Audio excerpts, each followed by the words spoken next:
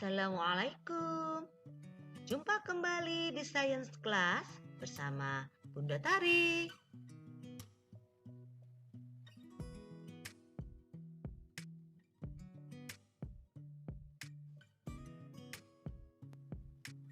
Topik kita kali ini adalah pelestarian hewan dan tumbuhan. Ya, sekarang kita sudah berada di subtema yang ketiga, yaitu ayo kita selamatkan hewan dan tumbuhan.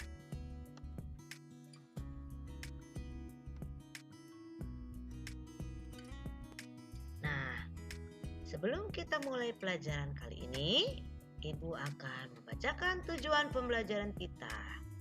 Yang pertama adalah siswa mampu memahami pentingnya pelestarian hewan dan tumbuhan.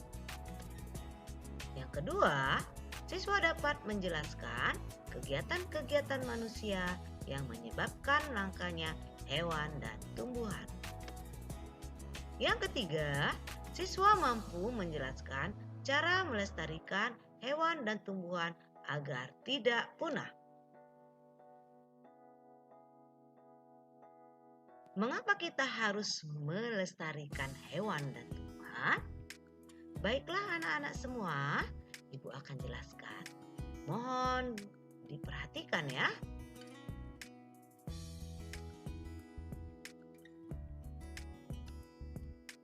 Keberadaan hewan dan tumbuhan sangat penting bagi manusia, sehingga kita harus melestarikannya agar pertama tidak punah. Yang kedua, dapat dimanfaatkan oleh manusia untuk bahan makanan dan kebutuhan hidup lainnya seperti bahan obat-obatan, bahan pakaian, dan bahan bangunan. Yang ketiga, menjaga keseimbangan antara produsen dan konsumen. Yang keempat, dapat dimanfaatkan sebagai sumber belajar untuk mengembangkan ilmu pengetahuan. Ada beberapa penyebab terjadinya kepunahan hewan dan tumbuhan, terutama hewan dan tumbuhan langka. Antara lain adalah 1. Karena kehilangan habitat. 2. Karena perburuan liar. 3. Munculnya spesies baru. 4. Lingkungan yang terus tercemar oleh berbagai limbah. Yang kelima, terjadinya cuaca ekstrim dan perubahan iklim. Hal ini Ibu akan jelaskan satu persatu. Kehilangan habitat.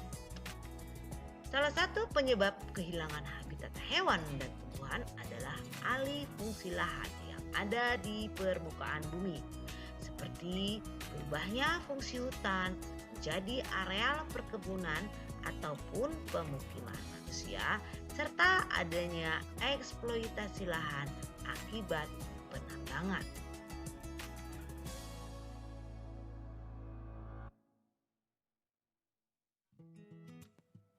Perburuan liar.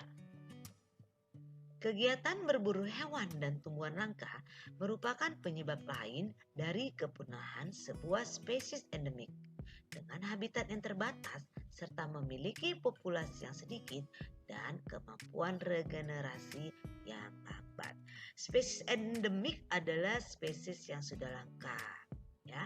Sedangkan regenerasi adalah cara hewan atau tumbuhan untuk berkembang biak.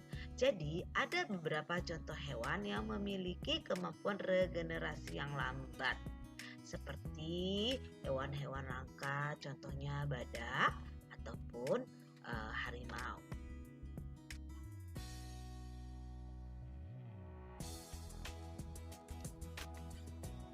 Munculnya spesies yang baru. Munculnya spesies baru yang tidak endemik pada suatu wilayah memungkinkan hewan dan tumbuhan asli akan hilang sedikit demi sedikit. Pencemaran lingkungan. Salah satu bentuk pencemaran lingkungan adalah limbah plastik yang dibuang ke laut. Manusia membuat plastik 10 kali lipat dari 40 tahun yang lalu. Dan ini sangat berdampak sekali dengan pembuangan limbah plastik ke laut, sehingga berdampak dengan kehidupan hewan laut seperti penyu laut, mamalia laut, dan burung laut. Saat ini banyak sekali ditemukan penyu laut dan mamalia laut yang mati karena mereka memakan limbah-limbah plastik yang sangat banyak berada di laut.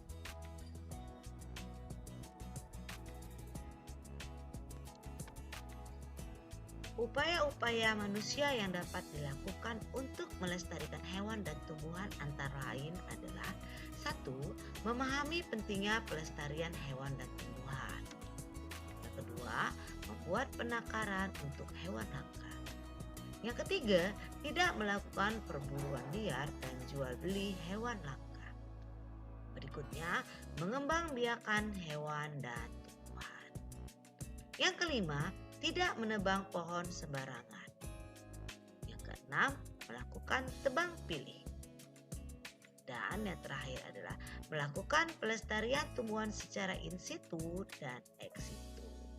Melakukan pelestarian tumbuhan secara in situ maksudnya adalah melakukan pelestarian tumbuhan di dalam habitatnya. Misalnya pelestarian tumbuhan yang dilakukan di cagar alam ataupun hutan lindung. Sedangkan pelestarian tumbuhan secara ex situ adalah pelestarian tumbuhan yang dilaksanakan di luar habitatnya. Misalnya melakukan pelestarian tumbuhan di dalam kebun raya.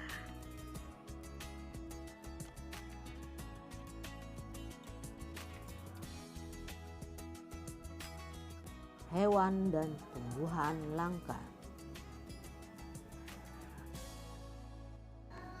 Hewan dan tumbuhan langka adalah hewan dan tumbuhan yang jumlahnya terbatas dan sulit ditemukan di alam bebas dan hanya hidup di daerah tertentu. Berikut ini adalah hewan dan tumbuhan langka yang ada di Indonesia.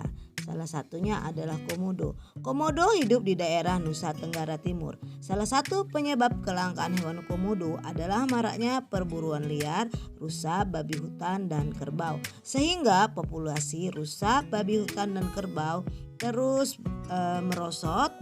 Dan ini berdampak pada komodo karena rusa, babi hutan, dan kerbau merupakan makanan bagi komodo. Harimau Sumatera. Harimau Sumatera adalah harimau yang habitat aslinya di Pulau Sumatera. Harimau ini terancam punah karena habitatnya telah rusak akibat penebangan liar serta alih fungsi lahan menjadi lahan perkebunan. Orang utan. Orang utan terdapat di hutan Kalimantan dan Sumatera. Orang utan terancam punah karena perburuan liar, penebangan hutan, kebakaran hutan, dan perubahan iklim. Pohon cendana. Pohon cendana banyak ditemukan di Nusa Tenggara Timur. Kayu ini biasanya digunakan untuk bahan dasar aromaterapi dan parfum. Pohon cendana terancam punah akibat eksploitasi yang berlebihan. Rafflesia arnoldi. Rafflesia arnoldi berasal dari Sumatera, terutama dari daerah bagian selatan, yaitu daerah Bengkulu, Jambi, dan Palembang. Rafflesia terancam punah karena banyaknya penggundulan hutan dan alih fungsi lahan hutan. Kantong semar. Kantong semar terdapat di hutan Pulau Sumatera dan Kalimantan, terutama di daerah-daerah yang miskin akan unsur nitrogen. Kantong semar terancam punah karena perburuan liar dan koleksi tanaman hias. Alhamdulillah, selesailah sudah materi kita hari ini. Semoga apa yang Ibu sampaikan dapat bermanfaat untuk kita semua. Nah, anak Ibu jangan lupa ya dengan tugasnya. Wassalamualaikum warahmatullahi wabarakatuh.